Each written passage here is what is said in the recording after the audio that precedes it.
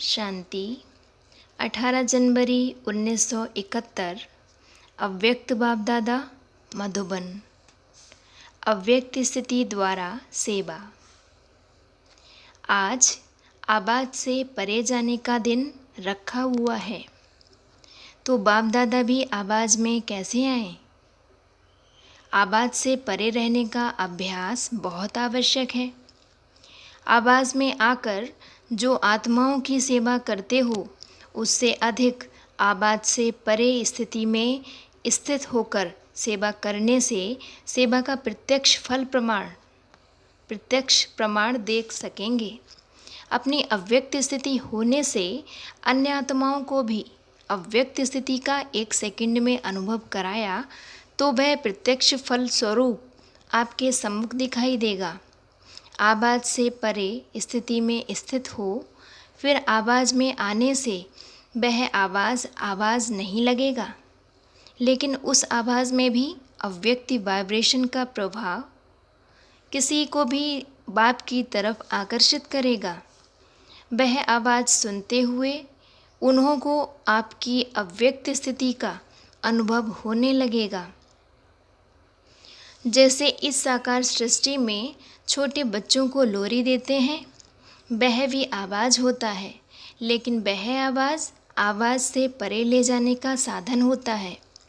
ऐसे ही अव्यक्त स्थिति में स्थित होकर आवाज़ में आओ तो आवाज़ से परे स्थिति का अनुभव करा सकते हो।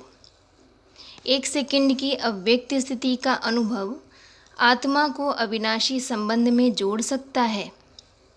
ऐसा अटूट संबंध जुड़ जाता है जो माया भी उस अनुभवी आत्मा को हिला नहीं सकती। सिर्फ आवाज़ द्वारा प्रभावित हुई आत्माएं अनेक आवाज़ सुनने से आवागमन में आ जाती हैं, लेकिन अव्यक्त स्थिति में स्थित हुए आवाज़ द्वारा अनुभवी आत्माएं आवागमन से छूट जाती हैं। ऐसी आत्मा के ऊपर किसी भी रूप का प्रभाव नहीं पड़ सकता। सदैव अपने को कंबाइंड समझ कंबाइंड रूप की सर्विस करो, अर्थात अव्यक्त स्थिति और फिर आवाज़ दोनों की कंबाइंड रूप की सर्विस बारिश बनाएगी। सिर्फ आवाज़ द्वारा सर्विस करने से प्रजा बनती जा रही है, तो अब सर्विस में नवीनता लाओ। इस प्रकार की सर्विस करने का साधन कौन सा है? जिस समय सर्विस करते हो उस समय मंथन चलता है, लेकिन याद में मगन यह स्टेज मंथन की स्टेज से भी कम होती है। दूसरे की तरफ ध्यान अधिक रहता है, अपनी अव्यक्त स्थिति की तरफ ध्यान कम रहता है। इस कारण ज्ञान के विस्तार का प्रभाव पड़ता है, लेकिन लगन में मगन रहने का प्रभाव कम दिखाई देता है। रिजल्ट में यह कहते हैं कि ज्ञान बहुत ऊंचा है, लेकिन मगन रहना है यह हिम्मत नहीं रखते, क्योंकि अव्यक्त स्थिति द्वारा लगन का अर्थात संबंध जोड़ने का अनुभव नहीं किया है। बाकी थोड़ा कणा दाना लेने से प्रजा बन जाती है। अब के संबंध जुटने से ही भविष्य संबंध में आएंगे, नहीं तो प्रजा में। तो नवीनता यही लानी है जो 1 सेकंड में अव्यक्ति अनुभव द्वारा संबंध जोड़ना है। संबंध और संपर्क दोनों में फ़र्क है। संपर्क में आते हैं, संबंध में नहीं आते। समझा? आज के दिन अव्यक्त स्थिति का अनुभव किया है। यही अनुभव सदा काल कायम रखते हो रहो, तो औरों को भी अनुभव करा सकेंगे। आजकल वाणी व अन्य साधन अनेक प्रकार से अनेकों द्वारा आत्माओं को प्रभावित कर रहे हैं, लेकिन अनुभव सिवाय आप लोगों के अन्य कोई नहीं कर सकते, ना करा सकते हैं। इसलिए आज के समय में यह अनुभव कराने की आवश्यकता है। सभी के अंदर अभिलाषा भी है, थोड़े समय में अनुभव करने के इच्छुक हैं, सुनने के इच्छुक नहीं हैं। अनुभव में स्थित रह अनुभव कराओ। सभी का स्नेह वतन में मिला। सुनाया था 3 प्रकार की याद, और स्नेह वतन में पहुँची। वियोगी, योगी और स्नेही, तीनों ही रूप का याद प्यार बाप दादा को मिला। रिवाइज कोर्स के वर्ष भी समाप्त होते जा रहे हैं। वर्ष समाप्त होने से स्टूडेंट को अपनी रिज़ल्ट निकालनी होती है। तो इस वर्ष की रिज़ल्ट में हर एक को अपनी कौन सी रिज़ल्ट निकालनी है, इसकी मुख्य 4 बातें ध्यान में रखनी हैं। 1, अपने को सर्व प्रकार की श्रेष्ठता कितनी है।